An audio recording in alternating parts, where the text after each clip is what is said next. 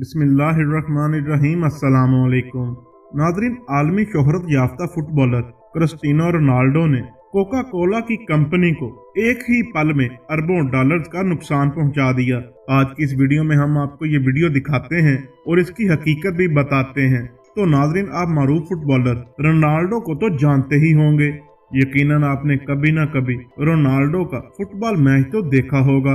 अगर मैच नहीं देखा होगा तो रोनाल्डो का नाम तो सुना होगा, क्योंकि फुटबॉल की दुनिया में रोनाल्डो अपनी आप एक पहचान है।